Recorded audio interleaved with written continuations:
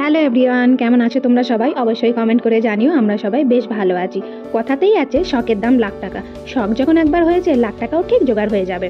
এটা একটা ডবল পাতের শাঁখা, তো আমার খুবই ইচ্ছা এটাকে সোনা দিয়ে সুন্দর করে বাঁধানো। তো চলো দেখা যাক টাকা জোগাড় হয় কিনা। এই হলো আমার নাড়ু গোপাল। দেখতে কিন্তু কিউট নাড়ু গোপাল, কিন্তু হলো আসলে এটি আমার মিনি ব্যাংক। তো দেখতেই পাচ্ছ কত পয়সা জমিয়েছি আমি। তো এটাকে না ভাঙতে আমার একটুও ইচ্ছা করছিল না। এত কিউট একটা নাড়ু গোপাল, তাকে আবার ভাঙতে ইচ্ছা করে বলো? তাই আমি এমনভাবেই এটাকে ভেঙেছি যাতে এটাকে ফেলে না দিতে হয়, যেন এটাকে আমি রেখে দিতে পারি। ডেলি এতে পয়সা রাখা হয়ই না বলতে পারো। এটা তো আমার দেশের ঘরে ছিল, তাই এতে পয়সা দেওয়াই হয় না। যতটুকু যখন যা পেরেছি দিয়েছি, তাতেই একটু ভরেছে আর কি। তো চলো এখন আমি এর থেকে সব টাকা বার করে নেব।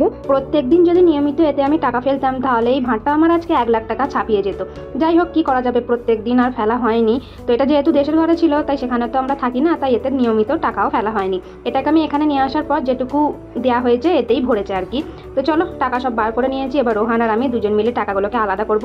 এর মধ্যে যে কয়েনগুলো দেখছো, এগুলো কিন্তু রোহান এর মধ্যে জমিয়েছে।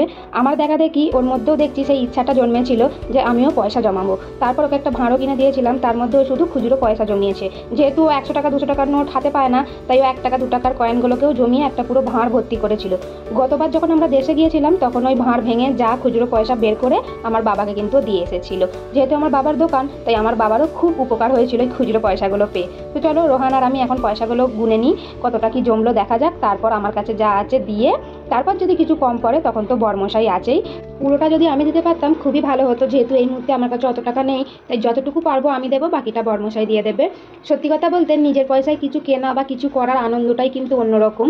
জানি না আমার মতো অনুভূতি সবার আছে কিনা, হবে কিনা, কিন্তু আমার সঙ্গে তোমরা যারা একমত অবশ্যই আমাকে কমেন্ট করে জানিও।